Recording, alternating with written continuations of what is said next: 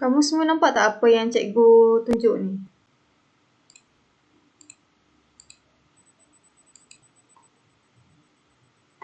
Nampak cikgu.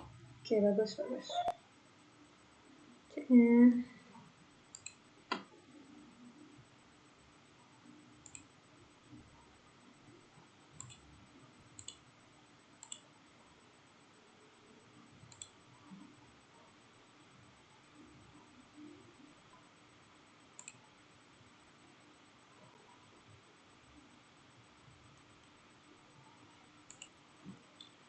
Okey, cikgu dah buat yang dekat tele. Sama juga yang dekat sini akan nampak paparan yang sama. Cikgu harap nampak lah. Okey, bismillahirrahmanirrahim. Assalamualaikum warahmatullahi wabarakatuh dan salam sejahtera dan selamat pagi. Okey, cikgu harap kamu semua bersedia untuk pengajaran dan pembelajaran pada hari ini. Okey, semua sihat ke? Sihat cikgu. Alhamdulillah, cikgu harap kamu semua sihat. Okey, cikgu teruskan kepada pengajaran kita pada hari ini. Okey, boleh kamu tengok apa yang cikgu paparkan ni? Okey, berdasarkan kamu punya apa? Kau punya pengetahuan, kamu punya Kau punya tanggapan. Hari ni kita akan belajar pasal apa? Berdasarkan gambar cikgu punya. Betul. Bagus. Okey, kita masuk kepada Tamadun Islam, iaitu Tamadun Islam dan sumbangannya. Okey. Minggu ni kita akan sentuh kepada latar belakang masyarakat Arab sebelum kedatangan Islam dan kemunculan dan perkembangan tamadun Islam. Okey, kiranya pada minggu ini kita akan sentuh 2 sahaja subtopik yang berkaitan dengan tamadun Islam. Okey, kita tengok satu persatu. Okey, kita tengok latar belakang masyarakat Arab sebelum kedatangan Islam. Sebelum kedatangan Islam, masyarakat Arab mempunyai cara hidup dan pertempatan yang berbeza dari segi politik, ekonomi dan sosial. Okey, golongan ini juga tinggal di semenanjung tanah Arab yang dikelilingi oleh Laut Arab, iaitu yang berada di selatan, padang pasir Syam yang berada di utara, Teluk Parsi yang berada di timur dan Laut Merah yang berada di barat. Kiranya semenanjung tanah Arab ni dikelilingi oleh keadaan yang macam ni, padang pasir, Laut Arab, Teluk Parsi dan Laut Merah. Okey, yang seterusnya. Okey, kita tengok kepada latar belakang ataupun kedudukan tamadun Arab ni ataupun masyarakat Arab. Okey, terdapat beberapa wilayah seperti Najd, Hijaz, Yaman, Oman dan Hadramaut. Di wilayah Hijaz terdapat 3 kota yang strategik dan berkembang sebagai pusat pertanian dan perdagangan. Okey, kita tengok kat sini. Dekat wilayah Hijaz ni tiga kota yang strategik. Dia berkembang sebagai pusat pertanian dan perdagangan. Okey, kita pergi pula. Selepas keruntuhan empangan Marib sekitar tahun 300 Masihi, berlaku kemerosotan ekonomi dan menjejaskan kehidupan sosial masyarakat Arab sehingga tidak mampu untuk membangunkan empangan Marib itu kembali. Okey, pada masa itu pula, masyarakat Arab ni dia mengalami zaman kegelapan ataupun dikenali sebagai zaman jahiliah. Ataupun jahil ni dia daripada ketiadaan Nabi dan kitab suci sebagai petunjuk. Kiranya dia tak ada pegangan yang dia boleh ikutlah. Tu kita panggil kepada zaman jahiliah. Okey, yang ni sebelum kedatangan Islam lah. So masyarakat Arab ni dia macam ni. Dia macam dia jahil sikit lah sebab dia tak ada pegangan ataupun benda yang dia boleh rujuk. Dia macam tu. Okey, kita pergi kepada masyarakat jahiliah. Zaman jahiliah bermula sejak runtuhnya empangan Marib di Sabak sehingga turunnya wahyu Allah kepada Nabi Muhammad sallallahu alaihi wasallam. Okey, ni tarikh dia ni tarikh. Lepas tu ada jangka masa dia, lepas tu peristiwa yang berlaku. Bila 300 Masihi, runtuhnya empangan Marib. Lepas tu pada 570 Masihi, Nabi Muhammad SAW dilahirkan. Lepas tu pada tahun 610 Masihi, wahyu diturunkan kepada Nabi Muhammad SAW dan zaman Islam bermula. Akhirnya pada 610 Masihi ni bermulanya Islam itu sendiri.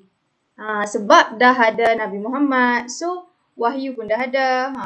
Lepas tu bermulalah zaman yang berpegang kepada agama Islam. Kita tengok sistem politik masyarakat jahiliah. Terbahagi kepada dua kaum utama yang tinggal dalam kelompok kabilah, iaitu yang pertama Hadari, yang kedua Badui. Kalau Hadari, dia tinggal di kota, menjalankan perniagaan dan memiliki binatang ternakan. Manakala Badui yang hidup secara nomad dengan memelihara binatang ternakan. Yang ni kamu boleh tengok sistem politik pada kaum Hadari dengan kaum Badui. Macam inilah. Setakat ni faham? Faham Ibu. Bagus. Kita pergi pula kepada ciri-ciri politik masyarakat Arab. Ciri-ciri yang pertama, dia mengamalkan sistem kabilah yang diketuai oleh seorang syekh. Syekh ini pula, dia dilantik mestilah disukai oleh ahli kabilah, berani, matang, pandai berpidato dan sanggup untuk dipertahankan puak dia sendiri. Macam tu. Tu ciri yang kedua. Ciri yang ketiga pula, penyatuan masyarakat berkabilah adalah berdasarkan keturunan yang digelar semangat asabiah. Ni sebab dia berkabilah, lepas tu dia berdasarkan keturunan lah. Dia macam tu. Ciri yang keempat, bagi ciri-ciri politik masyarakat Arab, mereka bermegah dan taksub dengan kabilah masing-masing dan sering berperang untuk merebut pengaruh, kuasa dan harta. Inilah antara ciri politik bagi masyarakat Arab. Yang seterusnya. Kita tengok pula kepada sistem ekonomi masyarakat jahiliah. Kegiatan ekonomi utama bidang pertanian dan perdagangan. Kegiatan ekonomi penduduk adalah berdasarkan kepada kawasan. Kita tengok satu persatu kawasan yang berlakunya kegiatan ekonomi ni. Yang pertama, Semenanjung Tanah Arab. Kalau Semenanjung Tanah Arab ni, tanah dia kurang subur lah untuk dia lakukan pertanian. So, mungkin dia akan lakukan aktiviti yang lain. Yaman pula, aktiviti ekonomi, kegiatan ekonomi yang dilakukan adalah seperti tanaman gandum, kopi, iaitu bergantung kepada hujan. Lepas tu dia memasarkan hasil dagangan dari Hadramaut dan India ke Syam dan Mesir. Lepas tu kalau Oman pula, dia mengusahakan tanaman sekoi dan padi. Lepas tu manakala bagi kawasan Mahra dan Hadramaut, dia tanaman kemenyan. Kemenyan ni mesti semertakan yang bau macam kuat-kuat tu. Lepas tu kalau kawasan Hijaz pula, dia membeli barang dari Yaman dan Habsyah serta menjualnya di Syam dan Mesir. Lepas tu sejak abad ke-6 Masihi, dia menjadikan Mekah sebagai pusat perdagangan yang baharu. Ni sistem ekonomi bagi masyarakat jahiliah. Kalau kita tengok yang utama berdasarkan yang topik ni kan, yang cikgu tunjuk slide ni, kegiatan ekonomi dia yang utamalah kat sini adalah bidang pertanian dan perdagangan. Kalau pertanian tu pelbagai apa yang dia buat dekat kawasan tu berdasarkan kepada faktor-faktor yang terdapat pada kawasan tu. Contoh macam tadi, kalau Yaman tu dia buat gandum dengan kopi sebab berdasarkan kepada hujan. Dia macam itu. Okey, seterusnya. Okey, kita tengok kepada kegiatan ekonomi kaum Badui. Okey, yang pertama, menternak binatang seperti unta, biri-biri dan kambing. Okey, lepas tu mereka ini menternak secara nomad ataupun berpindah randah untuk mendapatkan sumber air dan rumput. Lepas tu, mereka ini juga mengamalkan sistem tukar barang ataupun sistem barter. Sistem barter dengan menukarkan binatang dan hasil ternakan dengan keperluan seperti kurma dan pakaian. Okey. Yang seterusnya, bagi kegiatan ekonomi kaum Hadari, berdagang secara kafilah iaitu membawa barang dagangan merentasi padang pasir. Okey, perniagaan yang dijalankan hanya mementingkan kepada keuntungan, mengamalkan riba dan penipuan timbangan kiranya. Pada kaum Hadari ni dia hanya mementingkan keuntungan, lepas tu dia mengamalkan riba lah, serta berlaku penipuan dalam timbangan barang-barang yang dilakukan. Okay, itu bagi kegiatan ekonomi kaum Hadari. Okey, kita tengok pula kepada sistem sosial masyarakat jahiliah. Okey, sistem sosial masyarakat jahiliah ni ada dua. Satu, agama dan kepercayaan. Yang kedua, adat dan kehidupan seharian. Okey, ni bagi sistem sosial masyarakat jahiliah. Okey, kita tengok pula kepada agama dan kepercayaan. Okey, yang pertama kita tengok kepada agama Yahudi. Dia dianuti oleh Bani Israel yang menetap di utara semenanjung Tanah Arab. Lepas tu, agama yang kedua iaitu agama Hunafa. Terdapat penganut yang mengamalkan ajaran yang dibawa oleh Nabi Ibrahim AS tetapi dicampur aduk dengan amalan tradisi. Akhirnya, Hunafa ni dia amal ajaran yang Nabi Ibrahim bawa, tapi dia dah campur aduk dengan amalan tradisi kaum tu. Ataupun kaum tu lah. Lepas tu kita pergi pula kepada agama Majusi. Okey. Kalau agama Majusi ni dia berasal dari Parsi, asal kepada dia punya agama ni Parsi. Lepas tu Majusi ni dia menyembah api yang dianuti oleh penduduk Yaman, Oman dan Bahrain yang menerima pengaruh Parsi. Okey, kita tengok pula kepada agama Watani. Okey, agama Watani ini dia menyembah berhala seperti Al-Lata, Al-Uzza, Al-Manat dan Hubal. Terdapat 360 berhala yang di sekeliling Kaabah tu. Kalau agama Watani ni dia menyembah berhala. Okey, kita tengok pula kepada agama Nasrani. Agama yang dianuti oleh Bani Israel dan dikembangkan di utara semenanjung Tanah Arab oleh penduduk Hirah dan Ghassan. Lepas tu kalau agama animisme ni dia mempercayai roh ataupun kuasa gaib. Itulah beza antara agama Yahudi, Hunafa, Majusi, Watani, Nasrani dan animisme ataupun animisme. Betul. Okey. Kita tengok pula adat dan kehidupan seharian. Banyak tak ini cikgu rasa sebab dekat latar belakang tu macam ni sikit. Kalau masuk yang dekat yang satu lagi tu apa nama tadi?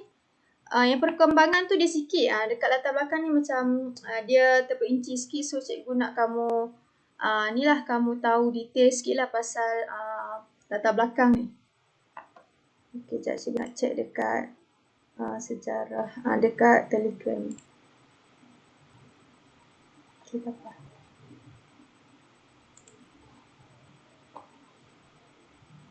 Okey, kita tengok pula kepada adat dan kehidupan seharian. Okey, bagi masyarakat jahiliah, adat dia ataupun kehidupan seharian dia mengamalkan tilik nasib, mempercayai ahli sihir dan kuasa azimat, dia memandang rendahlah kepada kaum wanita, lepas tu melakukan maksiat seperti berjudi, berzina, minum arak dan angkup. Lepas tu, golongan ini juga dia memandang hina kepada golongan ataupun taraf-taraf hamba ni. Ni adat ataupun kehidupan seharian yang dilakukanlah oleh masyarakat jahiliah. Dia macam ni. Dia punya adat-adat dia.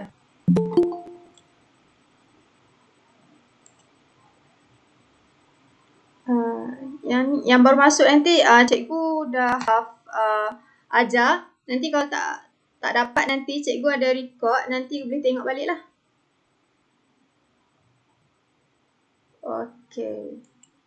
Okey, kita tengok pula. Tadi kan dia punya macam side yang negatif. Kita tengok pula kepada sikap baik ataupun side yang positif bagi masyarakat jahiliah. Okey, kalau masyarakat jahiliah ni, dia yang baik dia memuliakan tetamu, dia menepati janji, dia menghormati tuan rumah, menjaga kehormatan diri, gigih dan sanggup berkorban untuk tetamu. Okey, sebagai contoh, dia pasangkan api di tempat tinggi untuk membantulah pengembara yang sesat. Lepas tu kalau masyarakat jahiliah ni pula, dia pandai bersyair, bersajak, berpidato. Karya yang terbaik ataupun bermutu yang dihasilkan digantung di Kaabah dan dibaca dalam tamasya tahunan di Pasar Ukas. Ni antara ciri-ciri baik ataupun side yang positif bagi masyarakat jahiliah.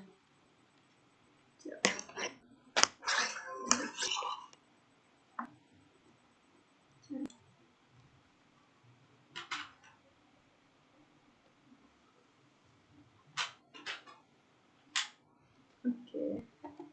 Sekejap. Okey, kita sambung. Kemunculan dan perkembangan Islam. Okey, ni yang kedua, termasuk yang kedua ataupun kita punya subtopik yang kedua tadi. Okey, setakat yang pertama latar belakang tu semua faham tak? Okey, bagus. Sebab akhir pengajaran hari ni cikgu akan bagi tugasan secara individu. So, cikgu nak kamu jawab. Tapi sebelum jawab, kamu kena habiskan pengajaran pada minggu ini dulu. Okey, kita sambung. Okey, kemunculan dan perkembangan tamadun Islam. Okey, sini bila kita dah masuk kemunculan dan perkembangan tamadun Islam ni, dah ada Nabi Muhammad SAW. Okey, Nabi Muhammad SAW dilahirkan pada 12 Rabiul Awal tahun Gajah yang bersamaan dengan 20 April 570 Masihi. Okey, ayahnya adalah Abdullah bin Abdul Muttalib, iaitu perniaga yang berulang-alik dari Mekah ke Syam. Lepas tu, ayahnya meninggal dunia semasa Nabi berada dalam kandungan ibunya. Okey, ibunya pula, Aminah binti Wahab, meninggal dunia semasa Nabi berusia 6 tahun. Okey, Nabi Muhammad SAW dipelihara oleh datuknya Abdul Muttalib. Selepas 2 tahun, datuknya meninggal dunia dan Nabi Muhammad pula dipelihara oleh bapa saudaranya Abu Talib. Nabi Muhammad SAW pernah berniaga ke Syam dan sekitar kota Mekah. Lepas tu menjalankan perniagaan milik Siti Khadijah. Budi pekerti, mulia dan amanah mewujudkan rasa hormat Siti Khadijah kepada Nabi sehingga membawa kepada perkahwinan mereka. Okey, yang ni lebih kurang macam latar belakang Nabi Muhammad. Cikgu rasa semua tahu kot pasal latar belakang Nabi Muhammad kan? Sebab dah pernah belajar dulu kan? Okey, yang ni iaitu kemunculan ataupun latar belakang Nabi Muhammad dan bermulanya ataupun era perkembangan tamadun Islam dengan pengaruh Islam tu. Okey, kita tengok perkembangannya. Okey, Nabi Muhammad SAW adalah sebagai pemimpin agama Islam.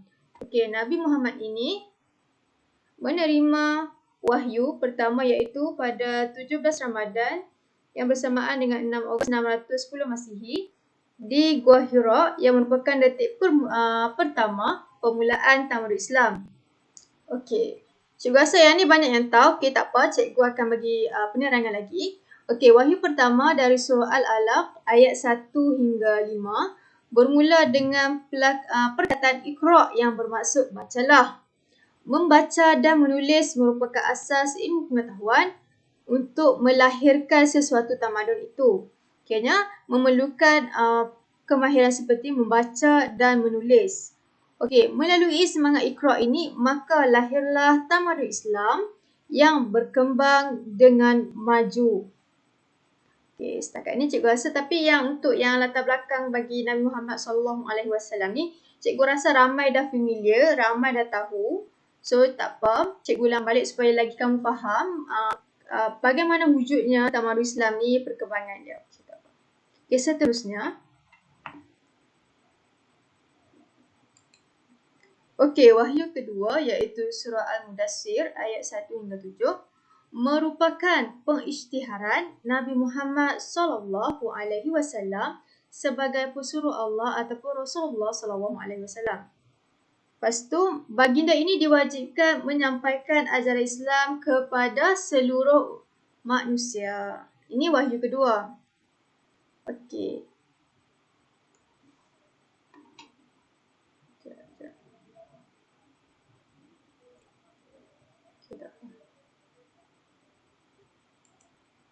Okey, kita tengok cara Nabi Muhammad SAW menyebarkan agama Islam. Okey, yang pertama iaitu rahsia.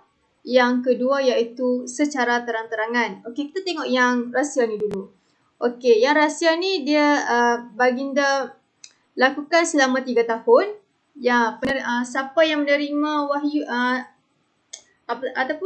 menerima penyebaran Islam tu adalah Siti Khadijah, Ali bin Abi Talib, Zaid bin Harithah dan Abu Bakar As-Siddiq memeluk agama Islam. Yang ini secara rahsia. Lepas tu dakwah ini dijalankan melalui sahabat baginda di rumah Al-Arkam bin Abi Al-Arkam. Okey, yang ni secara rahsia. Ada ni yang menerima agama Islam ni Siti Khadijah, Ali bin Abi Talib, Zaid bin Harithah dan Abu Bakar As-Siddiq. Okey, yang ni secara terang-terangan. Okey, dakwah kepada kaum keluarga di Bukit Safa mendapat tentangan bapa saudara iaitu Abu Lahab. Baginda tabah menghadapi tentangan daripada orang Arab Quraisy. Ini cabaran lah, cabaran baginda dalam menyebarkan agama Islam tu. Dia dapat tentangan daripada bapa saudara dia Abu Lahab. Lepas tu baginda ni dia tabah dalam menghadapi tentangan orang Arab Quraisy yang menentang penyebaran agama Islam itu.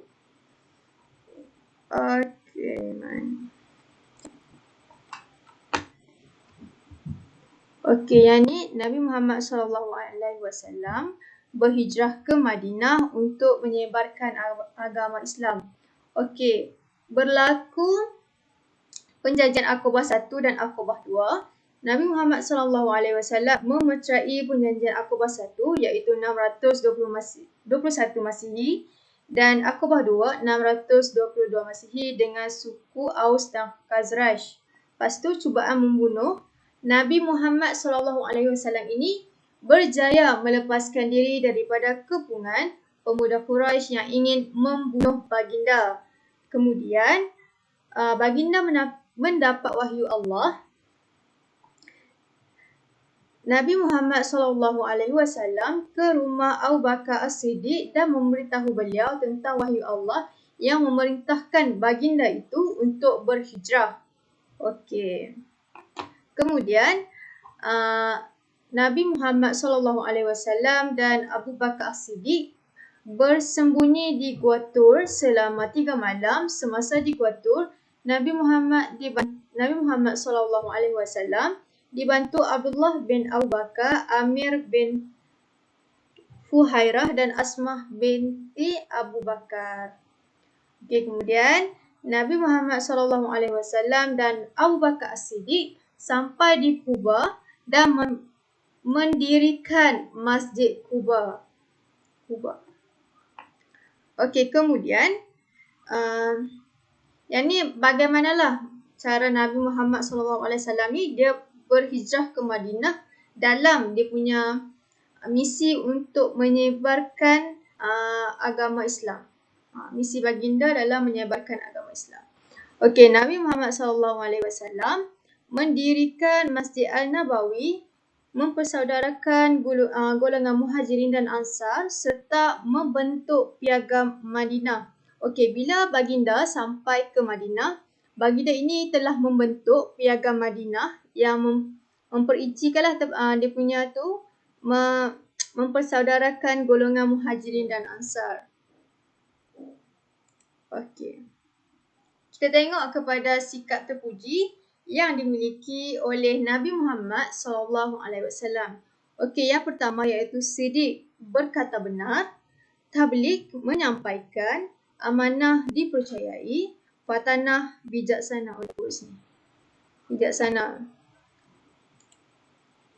Okey, ni adalah strategi dalam menyebarkan agama Islam. Okey, iaitu yang pertama, secara diplomasi dan menunjukkan nilai-nilai yang baik. Lepas tu yang kedua, menerusi warkah menyeru untuk memeluk Islam. Lepas tu mewujudkan persefahaman dengan kawasan tersebut. Okey. Yang ni kita tengok kepada penyebaran agama Islam pada zaman Khulafa Ar-Rashidin. Okey, yang pertama iaitu Abu Bakar As-Siddiq mengetuai peperangan Ar-Riddah iaitu memerangi golongan murtad kerana enggan membayar zakat. Tentera Islam mencapai kemenangan dan semakin ramai orang yang memeluk Islam pada zaman Abu Bakar As-Siddiq. Lepas tu Umar bin Al-Khattab menghantar golongan peneroka untuk membuka wilayah baru di utara semenanjung Tanah Arak seperti Iraq, Mesir dan Syam. Pembahagian wilayah Islam yang luas kepada beberapa bahagian untuk memudahkan pentadbiran. Okey, kita tengok pula kepada Uthman bin Affan mentadbir wilayah Islam yang luas merangkumi kerajaan Parsi dan beberapa bahagian kerajaan Byzantine di Laut Mediterranean, pelantik governor bagi mengetuai pentadbiran wilayah Islam. Okey, pada zaman Ali bin Abi Talib, Islam pada masa itu dah semakin mantap dan kukuh. Wilayah Islam pula semakin luas dan makmur. Yang ni penyebaran agama Islam yang berlaku pada zaman Khulafa Ar-Rashidin. Yang ni cikgu ringkaskan supaya kamu fahamlah key ataupun poin-poin yang penting dalam penyebaran Islam pada zaman Khulafa Ar-Rashidin. Okey, saya pun tak banyak dah. Okey, ini ialah penyebaran Islam pada zaman kerajaan Islam bermula daripada kerajaan Bani Umayyah, kerajaan Bani Abbasiyah dengan kerajaan Turki Uthmaniyah. Nah, yang ni merupakan slide terakhir kita bagi pengajaran pada hari ini.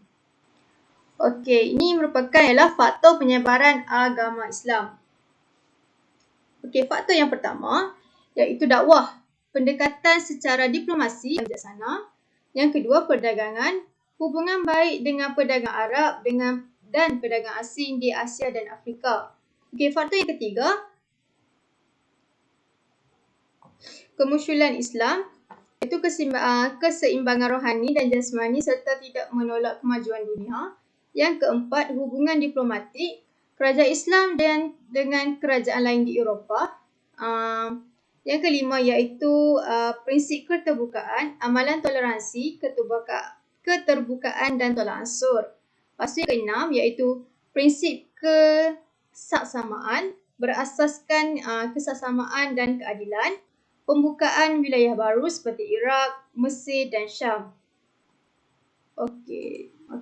Setakat ni saja yang cikgu sentuh berkaitan dengan tamadun Islam dan sumbangannya. Okey, setakat ni semua faham tak apa yang cikgu explain pada hari ni?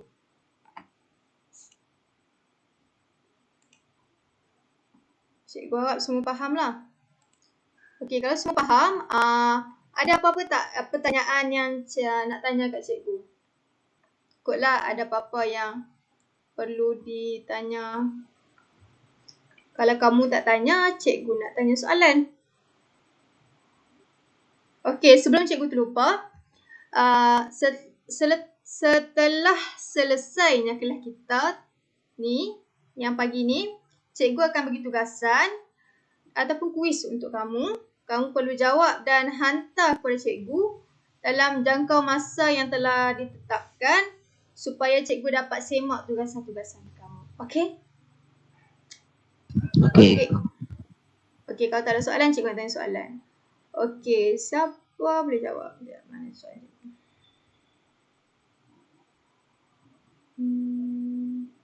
Okey, soalan yang pertama. Berdasarkan cikgu punya penerangan tadi, berapakah strategi dalam penyebaran agama Islam? Siapa boleh jawab? Nanti cikgu bagi markah dekat buku markah tu. Siapa boleh jawab? Berapa strategi? Azhar ke? 3. Okey, bagus. Okey, strategi dalam penyebaran agama Islam ni ada 3 yang macam cikgu explain tadi. Okay, kalau kita tengok balik, dia dekat slide apa?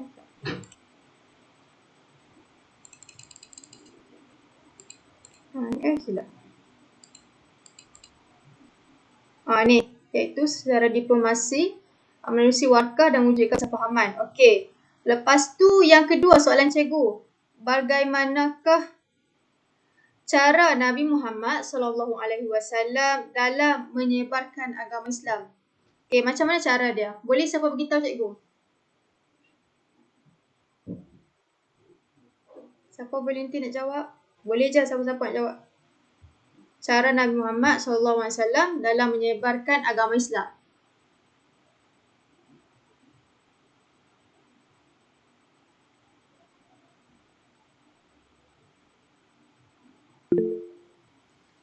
Okey, Azhar jawab secara rahsia. Okey, betul. Itu yang pertama. Yang kedua? Okey, secara terang-terangan. Okey, tahniah Azhar sebab kamu dapat menjawab soalan yang cikgu bagi. Bererti kamu faham tentang pengajaran pada hari ini. Okey. Okey, kalau tak ada apa-apa, cikgu nak ucapkan terima kasih sebab kamu sudi hadir pada kelas pagi ini menerusi Google Meet ni dan jawablah cikgu punya soalan dan mendengar penerangan cikgu berkaitan dengan tamadun Islam dan sumbangannya. Okey, kalau tak ada apa-apa, okey, semua terima kasih sebab sudi masuk. Okey, masing-masing boleh left kot, tak apa. Nanti cikgu hantar tugasan dalam grup, kamu boleh buat. Okey, terima kasih semua.